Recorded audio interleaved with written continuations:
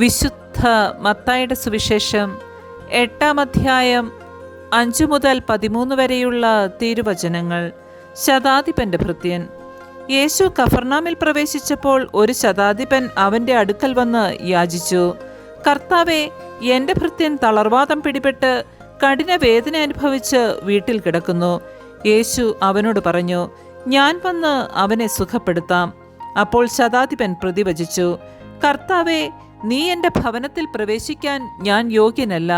നീ ഒരു വാക്കുച്ചരിച്ചാൽ മാത്രം മതി, എൻ്റെ ഭൃത്യൻ സുഖപ്പെടും. ഞാനും അധികാരത്തിന് കീഴ്പ്പെട്ടവനാണ്, എൻ്റെ കീഴിലും പടയാളികളുണ്ട്. ഒരുവനോട് പോകുക എന്ന് പറയുമ്പോൾ അവൻ പോകുന്നു, അപരനോട് വരിക എന്ന് പറയുമ്പോൾ അവൻ വരുന്നു. എൻ്റെ ദാസനോട് ഇത് ചെയ്യുക എന്ന് പറയുമ്പോൾ അവൻ അത് ചെയ്യുന്നു.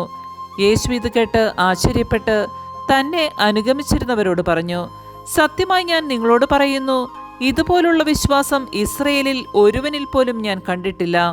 വീണ്ടും ഞാൻ നിങ്ങളോട് പറയുന്നു, കിഴക്കുനിന്നും പടിഞ്ഞാറു നിന്നും നിരവധി ആളുകൾ വന്ന് അബ്രാഹത്തോടും ഇസഹാക്കിനോടും യാക്കോബിനോടും കൂടെ സ്വർഗരാജ്യത്തിൽ വിരുന്നിനിരിക്കും.